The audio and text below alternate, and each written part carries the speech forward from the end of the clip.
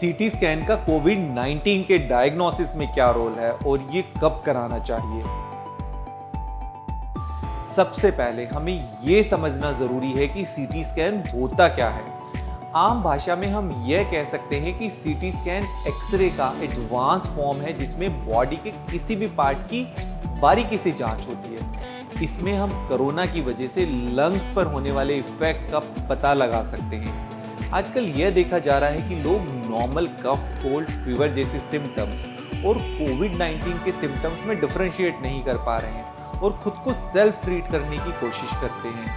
इस तरह से 7-8 दिन निकल जाते हैं और कोरोना का असर लंग्स तक पहुंच जाता है। तो अब हमें ये समझना जरूरी है कि सीटी स्कैन किन सिम्टम्स में और कब कराना चाहिए।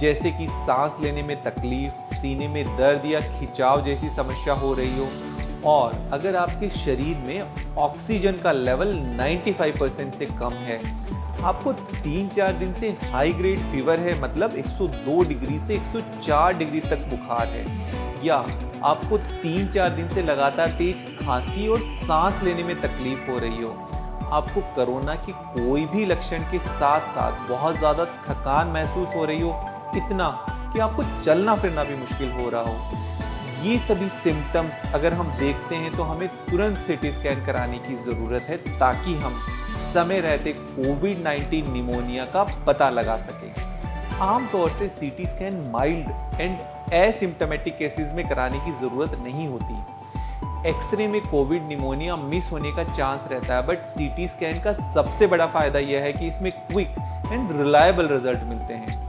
कई बार ऐसा भी देखा गया है कि RT-PCR टेस्ट पॉजिटिव आता है पर सीटी स्कैन नॉर्मल होता है। ऐसा कोविड के इनिशियल स्टेजेस में हो सकता है, जब तक कोविड का असर लंग्स तक नहीं पहुंचता। और कई बार ऐसा भी होता है कि कोविड टेस्ट नेगेटिव आता है और सीटी स्कैन में कोविड निमोनिया आता है, मतलब कोरोना लंग्स को इफेक्ट कर चुका है।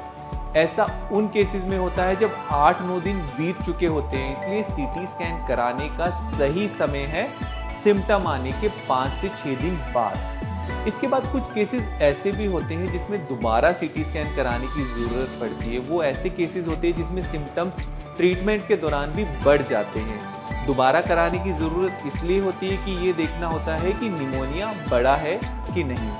होपफुली ये जानकारी आपके लिए काफ़ी इंफॉर्मेटिव होगी। So stay safe and stay healthy.